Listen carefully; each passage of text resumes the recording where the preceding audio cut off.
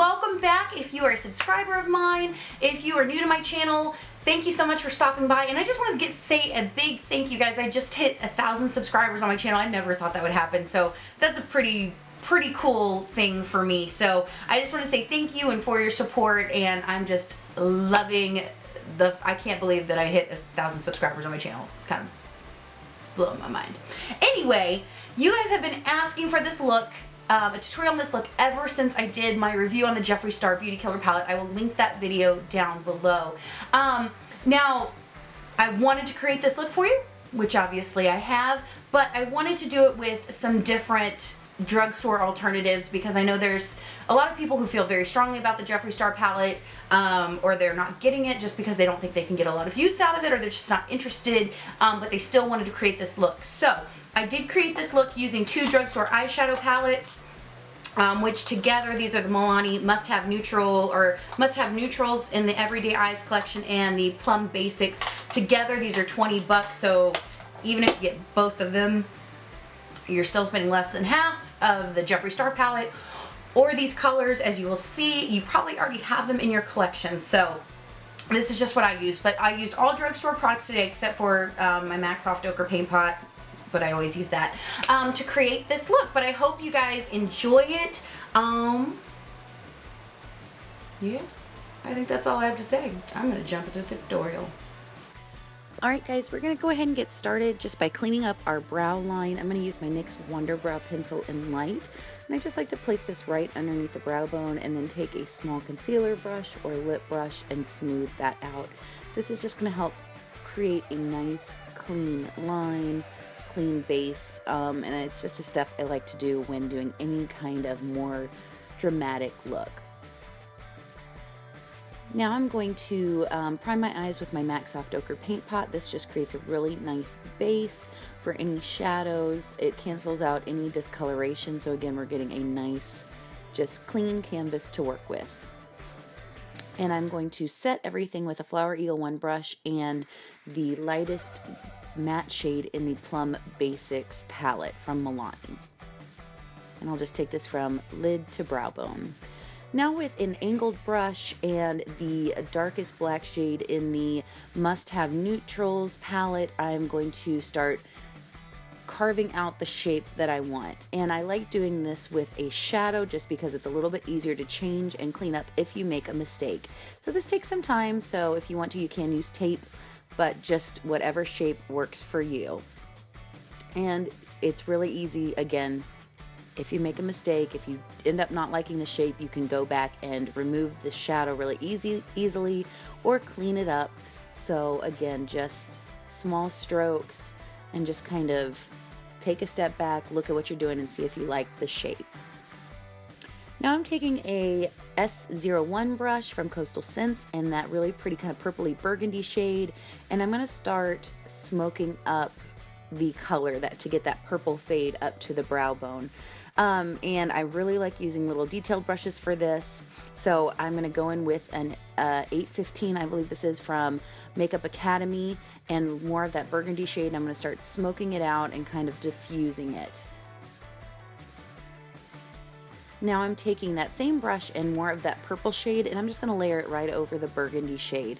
And again, this is going to help just create a nice fade with no harsh lines, and you're just going to get a nice transition. And you do have to go back and blend quite a bit with these because you are a little bit more delicate, in a little bit more delicate area here, and you don't want to spread the color everywhere. So I'm going to go back in with a Real Techniques shader brush and just kind of, again, start blending it out and fading it up. Sometimes you just have to go back and forth and see what brush is going to work best for you. This one's a little bit denser, so it's moving the product around just a little bit easier for me. Now I'm going to go in with my BR250 brush from Coastal Scents and just start, again, blending everything out and smoking it out until I get the color intensity that I want and the fade. And if you get too high, it's not a problem. You can always go back in with that original highlighting shade and tone everything down like I'm doing here with the Flower Eel 1 brush again. It's great for this. And now I'm going to start carving out the lid. So I'm going to go in with a lip brush and I'm going to start really cleaning up that line so I get a sharp, cut crease that is clean and precise. And I'm going to kind of skip ahead and do my eyeliner. This is the Wet n Wild waterproof eyeliner. I love this stuff. Again, this is just going to help clean up the shape. And I will go back in and reiterate it after I put some shadow down. So I am going to go into a with that cream shade and a flat shader brush and just start packing that on the lid. And this is going to be a base for the sparkly pink shadow that we are about to put on the lid. And going in with that same brush, and I did wet it, I'm going to go into the Plum Basics palette and pick up that sparkly kind of chunky glittery shade. It is one of those shades that's a little bit more difficult to work with, but when you wet it and really pack it on the lid, it creates a beautiful look on the eye, which is why I'm choosing to use it. And it's really cool. It's a light soft pink with like gold glitter in it, gold pinky glitter. And again, I'm just going to go back over and reiterate that line and clean up anything, deepen it up. And again, just blending it out with the BR250 with no more product on it. And now I'm going to go in and reiterate my eyeliner, clean it up, thicken it up just a little bit, and just create the final shape that I want before I put lashes on. Now I'm going to go in with my Kiss Professional New York Luxury Intense Eyeliner in Snow White. And I want to put this in the waterline, and I'm going to bring this down underneath the tear duct just to open up the eye a little bit. And this is just going to create a really bright, open look to the eye. And now going back in with that angled liner brush and picking up that burgundy shade again, and we're just going to outline where we put the liner. And we are actually going to take this all the way up and kind of just underline the wing with it, just to make everything blend and clean anything up. Now going in with the S01 brush again from Coastal Scents, I'm going to take that really pretty purple shade, and we're just going to smoke out the lower lash line. And you can make this as smoky and intense as you want, but I feel like just kind of softening up that burgundy shade a little bit gives me the effect that I want. Now I'm just taking a glitter eyeliner. This one is from Profusions. You can use any one that you want. And I'm just going to put a little bit right underneath the tear duct just to add a little bit of pop to the look. And I'm going to go in with mascara. I'm just using the Super Sizer from CoverGirl for my upper and lower lash line. And then we are going to put on false lashes. I'm using the Cherry Blossom number 47s. And once those are on, I'm going to go back in and one more time and just perfect the eyeliner, cover up the band.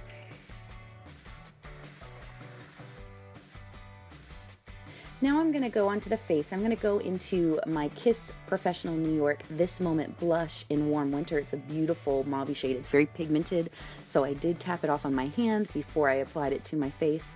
And I'm just going to work that from the apples of my cheeks back to my temples.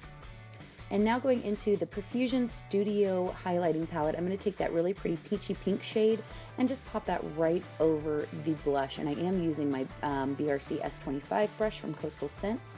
This is just going to kind of liven it up and give it a little bit of luminosity. And in that same palette, I'm going to take my e.l.f.